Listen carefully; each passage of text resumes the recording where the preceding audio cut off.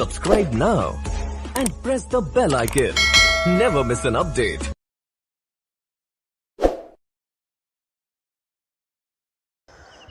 दोस्तों नमस्कार।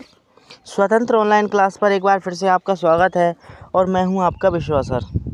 दोस्तों हमेशा की तरह एक बार फिर से मैं आपके लिए एक नया वीडियो लेकर आया हूं और इस बार का चैप्टर का नाम है हमारा अभिवृद्धि एवं विकास के सिद्धांत।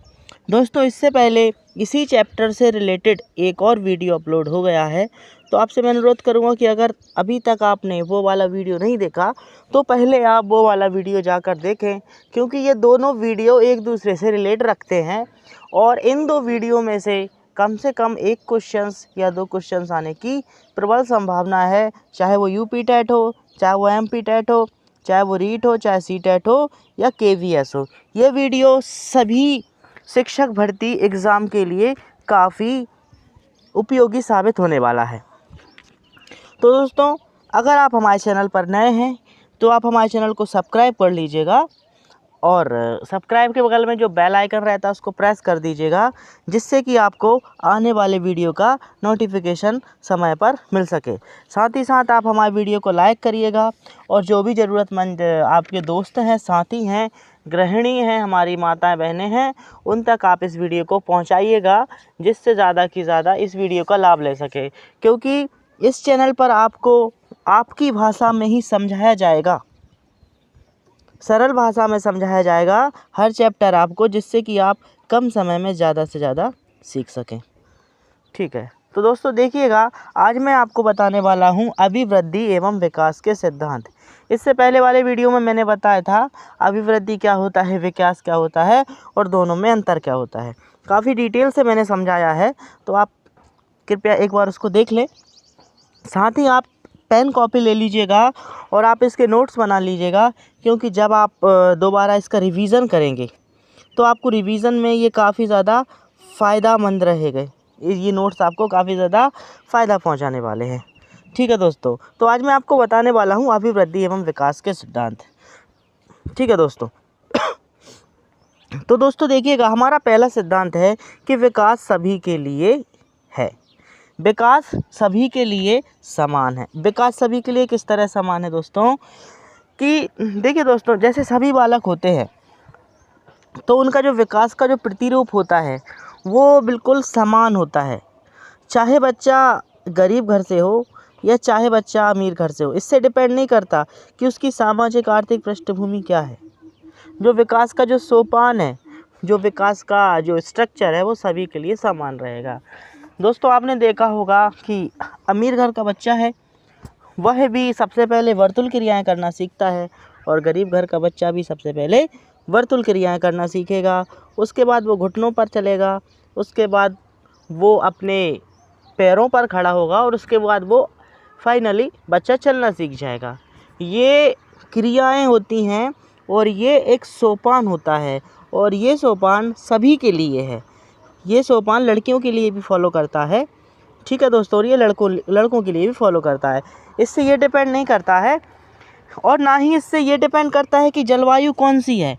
हमारे भारत में अगर कोई बच्चा पैदा हुआ है उसके लिए भी यही सोपान रहेगा, और अगर हमारे भारत से दूसरे देश में भी अगर कोई बच्चा पैदा हुआ है तो उसके लिए भी यही सोपान रहेगा। तो दोस्तों आप इसको नोट कर लीजिएगा कि विकास सभी के लिए समान है। ठीक है दोस्तों, देखिए एक अवस्था के बाद दूसरी अवस्था आती है दोस्तों। जैसे कि सबसे पहले बच्चा गर्भावस्था में रहता है, गर्भावस्था के बाद वो शिशु अवस्था में आता है और शिशु अवस्था के बाद हम देखते हैं कि बच्चा बाल्यावस्था में आता है, फिर उत्तर बाल्यावस्था में आता है, उसके बाद किशोर अवस्था में आता है और जब उसकी टीनेजर्स कंप्लीट हो जाती है तो फिर वो परिपक्वता में पहुंच जाता है। लेकिन दोस्तों क्या कभी आपने ऐसा सुना है कि बच्चा डायरेक्टली शिशु अवस्था, शैशव अवस्था से सीधा बीच की बाल्यावस्था को स्किप करके किशोर अवस्था पर आ गया हो? क्योंकि दोस्तों ये इम्पॉसिबल है और ऐसा नहीं हो सकता है। ऐसा किस लिए नहीं हो सकता है? क्योंकि विकास सभी के लिए समान है। ये जो विकास का क्रम है ये सभी के लिए समान है। ठीक है दोस्तों, जैसे कि बच्चा चलने से पहले बालक खड़ा होना सीखता है, यही बात मैं आपको बता रहा था कि बच्चा सबसे पहले जब चलेगा तो चलने से पहले वो खड़ा होगा, ना कि डायरेक्टली चलने लगेगा। या फिर ऐसा भी नहीं हो सकता कि बच्चा डायरेक्ट चलने लगे और ना वो खड़ा हो और ना ही वो घुटने के बल घूमे, ऐसा भी नहीं हो सकता दोस्तों। सबसे पहले जो क्रम है वो पूरा का पूरा फॉलो करना रहता है, ठीक है दोस्तों। आगे देखिएगा कि एक तीव्र बुद्धि एवं सामान्य बुद्धि एवं एक सामान्य बुद्धि वाले बालक का विकास का क्रम भी समान होता है, भले ही उनमें विकास की भिन्न गति में अंतर हो, ठीक है। देखिए दोस्तों, आपने हमेशा आपके आसपास भी आपने दो उम्र के बच्चों को देखा होगा और आपने पाया होगा कि एक बच्चा काफ़ी इंटेलिजेंट है, लेकिन दूसरा बच्चा उसकी अपेक्षा इंटेलिजेंट नहीं है या पढ़ने में एवरेज है, ठीक है। तो दोस्तों देखिए, ये डिपेंड करता है उनके विकास के ऊपर कि उनका किस तरह का सामाजिक वातावरण है, वंशानुक्रम के ऊपर डिपेंड करता है।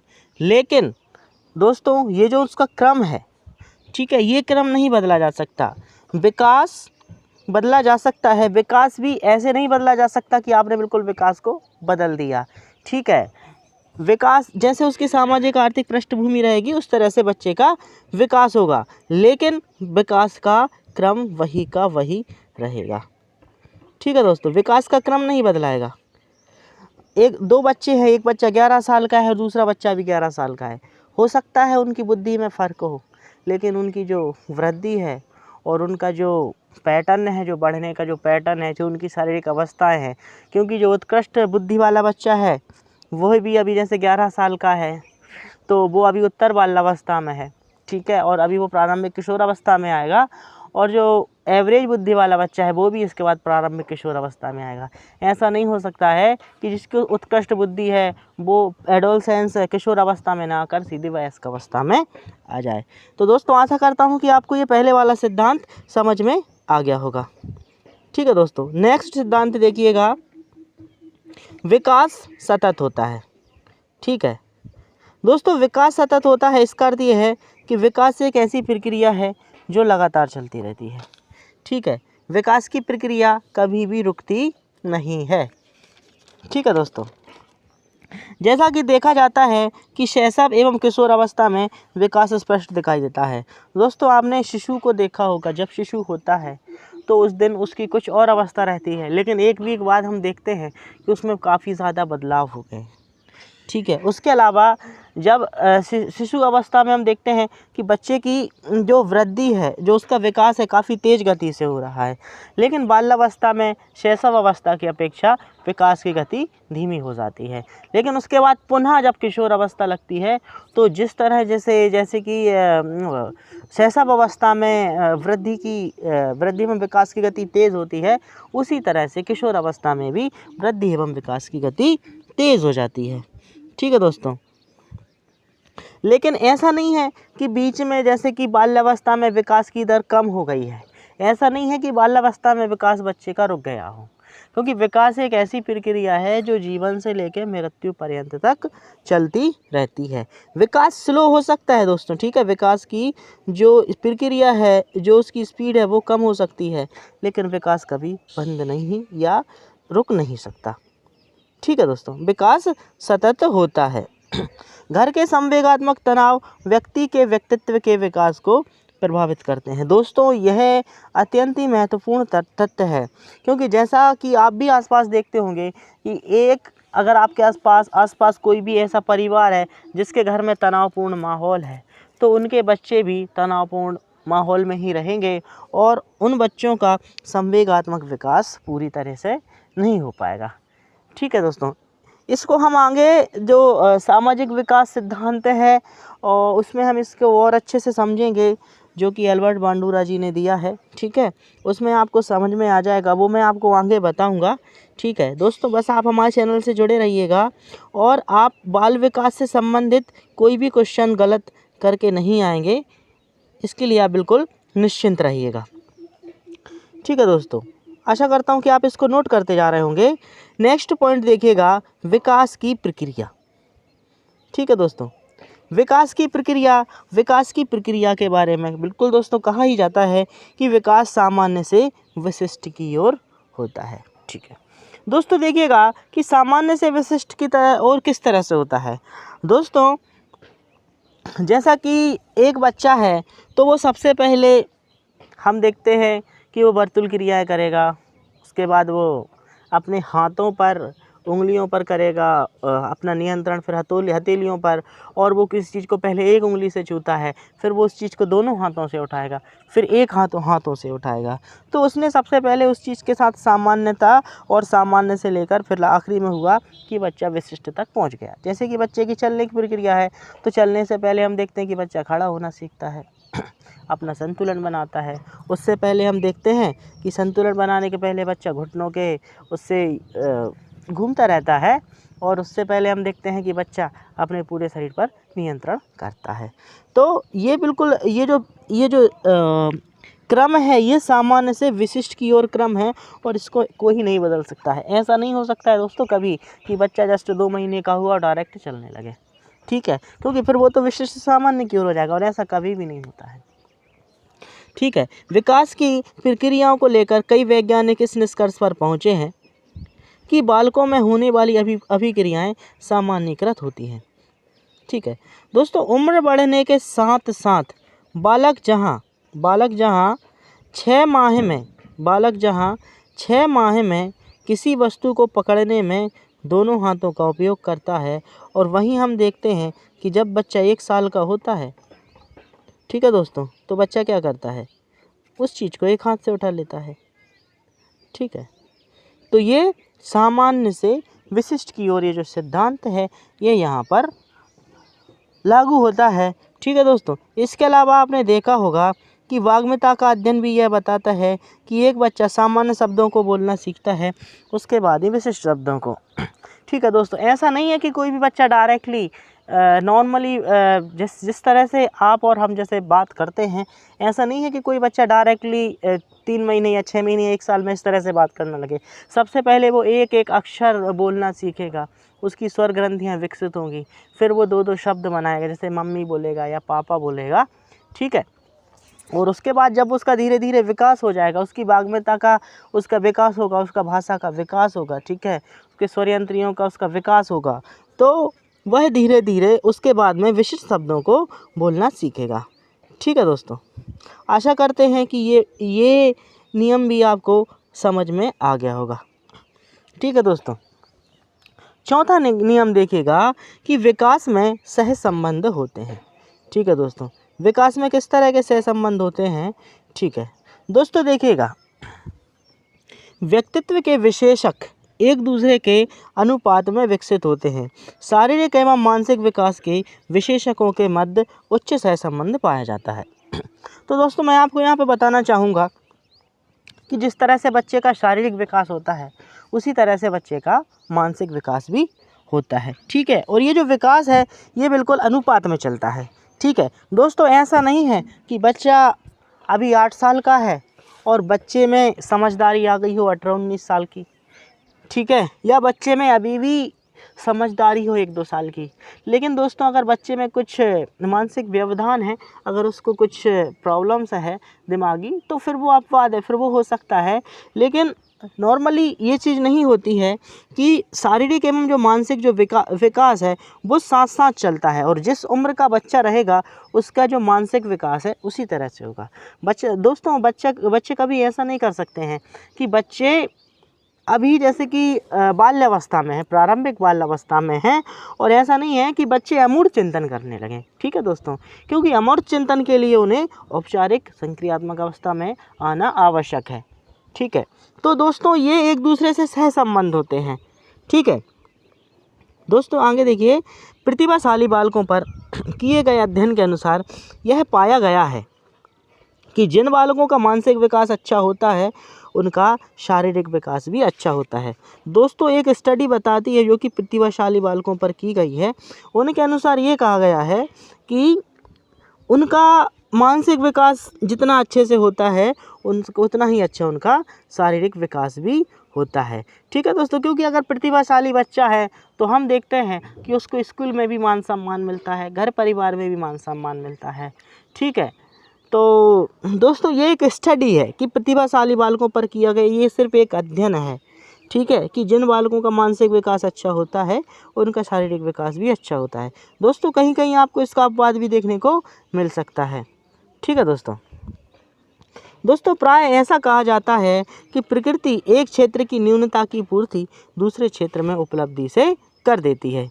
ठीक है दोस्तों, देखिए इसको मैं आपको बहुत अच्छे से समझा दूंगा कि ये जो नियम है। देखिए दोस्तों, जैसे कि हम देखते हैं हमारे आसपास कि एक स्त्री है जो कि बहुत अच्छी है या चरित्रवान हम जिसको बोल सकते हैं, लेकिन अगर वो बहुत इंटेलिजेंट है, पढ़ने लिखने में बहुत ही एक्सीलेंट है, एक बच्ची है जो कि बहुत एक्सीलेंट है, लेकिन अगर उसमें उसकी छवि एवरेज है या हम ये कह सकते हैं कि वो इतनी ज़्यादा सुंदर नहीं लगती है, एक महिला है तो वो इतनी इंटेलिजेंट है, तो वो जिस क्षेत्र में इंटेलिजेंट है उसकी उपलब्धि वो जिस क्षेत्र में मतलब एवरेज भी नहीं है वो उसकी वहाँ पर पूर्ति कर देगी। ठीक है दोस्तों और देखिएगा इसका उदाहरण, जैसे कि कोई लड़की गूंगी है, ठीक है, गूंगी है लेकिन वो पढ़ने में बहुत अच्छी है। तो अगर वो पढ़ने में बहुत अच्छी है और गूंगी है तो यहाँ पर उसकी जो पढ़ने की बहुत अच्छी उपलब्धि है वो उसकी जो न्यूनतम जो क्रिया है गूंगेपन की उसको वो बराबर कर देती है। ठीक है दोस्तों, नेक्स्ट एक उदाहरण और देखिए आप कि अगर हम देखते हैं कि कोई बच्चा जैसे विकलांग है और वो पढ़ने में बहुत तेज है, ठीक है, तो यहाँ पर उसकी जो विकलांगता है उसकी उपलब्धि पर हावी नहीं होती है। ठीक है दोस्तों आशा करता हूँ ये वाला नियम भी आपको समझ में आ गया होगा। ठीक है, आगे देखिएगा, विकास की गति भिन्न भिन्न होती है। दोस्तों देखिएगा यहाँ पे मैं विकास की गति की बात कर रहा हूँ, विकास की गति की बात, विकास के क्रम की बात नहीं कर रहा हूँ मैं। ठीक है, तो देखिएगा कि विकास की गति किस तरह से भिन्न भिन्न होती है।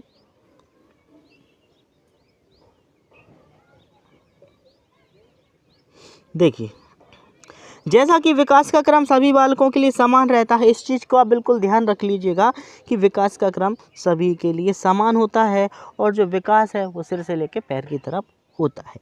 ठीक है, तो जैसा कि विकास का क्रम सभी बालकों के लिए समान रहता है, परंतु किसी अवस्था विशेष को प्राप्त करने की उम्र में अंतर हो सकता है। ठीक है, देखिए दोस्तों, परंतु किसी अवस्था विशेष, देखिए दोस्तों ध्यान रखिए, अवस्था विशेष को प्राप्त करने की उम्र में अंतर हो सकता है। इसको आप एक अच्छे उदाहरण से समझिएगा दोस्तों, जैसा कि आप किसी मोहल्ले में 6 माह के 8 बच्चों के दांत निकलने का अध्ययन करने पहुँचे। तब आपने देखा दोस्तों कि कुछ बच्चों के दांत तो निकल गए हैं, ठीक है, 6 महीने से पहले ही निकल गए हैं, ठीक है, और कुछ बच्चे ऐसे हैं कि जिनके दांत अभी निकलना बाकी है। तो दोस्तों इससे बिल्कुल सिद्ध होता है कि विकास की गति सभी में भिन्न भिन्न होती है, लेकिन विकास का क्रम एक निश्चित होता है। ठीक है दोस्तों, तो दोस्तों ये वीडियो आपको कैसा लगा, इस वीडियो पर आप आपके कमेंट्स और जो आपके सुझाव हैं हमें इस वीडियो पर कमेंट्स के माध्यम से बताइएगा। और अभी विकास के सिद्धांत ख़त्म नहीं हुए हैं, क्योंकि वीडियो लंबा होने के कारण मैं आपको इसको 2 वीडियो में बताऊंगा। देखिए दोस्तों, मैं ये नहीं चाहता हूं कि आपको समझ में ना आए, ठीक है, तो इसलिए मैं चाहता हूं कि आपको समझ में आ जाए। इसी वजह से आपकी सहूलियत के लिए ये मैंने 2 वीडियो में इसके 2 पार्ट्स बना दिए हैं। तो ये इसका फर्स्ट पार्ट है और इसके बाद इसका एक सेकेंड पार्ट्स और आएगा, अभिवृद्धि एवं विकास के सिद्धांत। तो आपसे अनुरोध करूँगा कि आप इस वीडियो के बाद उस वीडियो को देख लीजिएगा। और दोस्तों आप हमारे चैनल को सब्सक्राइब करिएगा, लाइक करिएगा, शेयर करिएगा। तो दोस्तों मिलते हैं नेक्स्ट वीडियो में इसी चैप्टर के और सिद्धांत के साथ। तब तक के लिए नमस्कार, जय हिंद, वंदे मातरम, धन्यवाद दोस्तों।